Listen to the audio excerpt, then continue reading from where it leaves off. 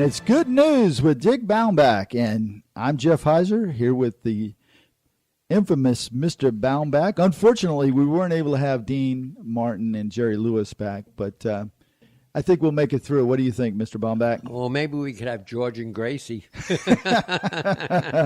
I don't know if some of our listeners know who George and Gracie are, but I think so.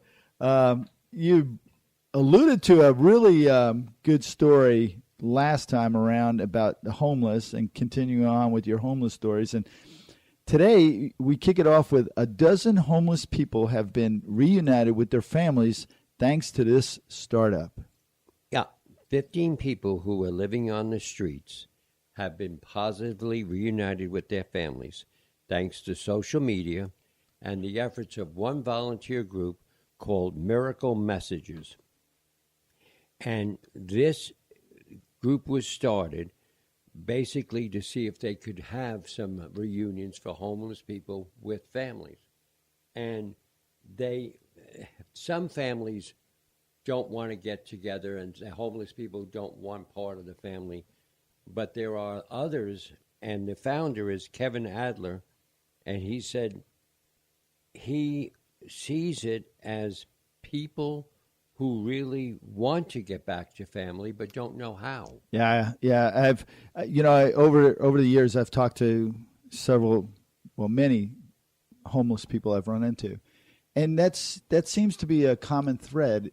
Is that they don't know where the family is, or they don't know how to get in touch with them. Right, and what Kevin did, and he did the project in honor of his late Uncle Mark, who he basically lived on the streets. He had schizophrenia, and he decided in the holiday season of 3 years ago to start it. People said it's never going to work, and now he's up to 15. That's amazing. That's a big win. Just one is a big win. 15 is huge. This next story, yes, I can just fall into it. Boy trips, falls, and discovers rare million-year-old fossil. This 10-year-old, his name is Jude Sparks. He and his family were exploring Las Cruces, New Mexico, and they were just walking around, and he tripped, and he fell to the ground, and he came face to face with a strange-looking jawbone and tusk. And the family decided to call a biology professor that they knew, Peter Hody from New Mexico State University. He came, he unlocked the thing and put it apart. It's a 1.2 million year old Macedonian skull. Wow. And wow. And it would look to any of us like an elephant, but it was huge. And they now think that there is a lot of this in this particular area. Wow. And just from falling. He fell down. Yeah. And he basically said to his mom and dad, "This is a strange looking thing looking at me." And they went over and they said, "We got to call our friend." And the universe doesn't have a plan for us. Right. Right. Oh, gosh. This next one, this is really near and dear to my heart, and I'll tell you after we talk about this story. Man built $550 staircase for park after city estimates $65,000 to build it. Yet, again, this is one of those stories coming out of Canada, and this gentleman, he was a retired mechanic, and there's a local park trail that's dangerous. And the city estimated that it's in the Ontario area, that to repair the Tom Riley Park path, it was going to cost between $65,000 and $150,000. The actual materials were $5. Right. And so this gentleman's name is Adi Asti, and he decided he could do it for a lot less, like you just said. Yep. And so he and some other neighbors put together $550, and they built the 8 steps. And it's interesting because some of the people, the politicians, are not happy with this, and they think he should not have done it. But the public is saying, "Give me a break." Yeah, he saved he saved over $65,000. Yes. Oh gosh. Yeah, I mean, but and again, there's somebody saying a good of heart, saying, "Hey, my city doesn't need to spend that kind of money." Exactly. Back in I think it was 1993. I won't tell you where I was working, but I was affiliated with some big organizations, and this report came out from the Navy, at the accounting office about the Navy and about what we're spending on certain tools and commodes and toilet seats and all that. Well, they had a hammer listed at $9,500. Yeah. Wow. So I went down to the Home Depot. At that time, it was down in Melbourne. I bought a hammer.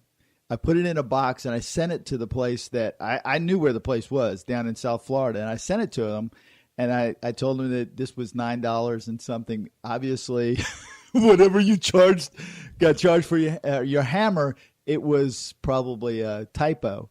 Never got it back. Never heard anything about it, but it was like, I could go down and buy the top of the line hammer for less than $10, and they're charging for one hammer $9,500. Well, come on, come on, Jeff. Holy smokes! That's all I could say. It reminds me of I'm watching the Sopranos, and it reminds me of something. Everybody got to get greased along the way. I'm thinking we should go out and buy some of those hammers and sell it to this company. Yeah, I mean, a lot of my friends said that's what you should do. Yeah. Charge $8,000, and it's like that's just so. To me, it's just wrong. I'll be right back. I got to go to Home Depot. Yeah, I've got 3 more orders for hammers. I won't be working for the next 2 months. All right, the last show for today is about a teen who succeeds at making free sunscreen available at public schools. First off, you can't even bring aspirin to a public school without getting arrested. No, it's the public. Is it public schools or public pools? Yes. Pools. Oh, I apologize. That's okay. I mean, sometimes it's the reading. This is a 16-year-old Lindley Brennan. And she just went on mission. She said that something needed to be done to help people. And she was doing a research project in school on tanning beds. And according to her findings, people who had 30 SPF sunblock are 80% less likely to get skin cancer. So she went to the city of Boston, and she found out that they had free dispensers. So then she came back to her hometown, which is St. Louis, Missouri, and she convinced them that they would allow her to do it. And now she's raised $1,600, and they've dispensers now at all of the public pools. That's amazing. What's really amazing is all of the stories that you bring about young people. It's crazy. And, sometimes they get such a bad rap, but your good news stories are always highlighting the young people. And it's obvious to us, and we hear stories about bad people, right, whatever, but there are good people out there. Absolutely. Absolutely. Well, thank you for bringing us the good news stories. What do you got for us next time? Well, it's about people stepping up to help somebody who lost something. Well, until then, Mr. Baumbach, have yourself a wonderful week, and thanks for bringing us the good news.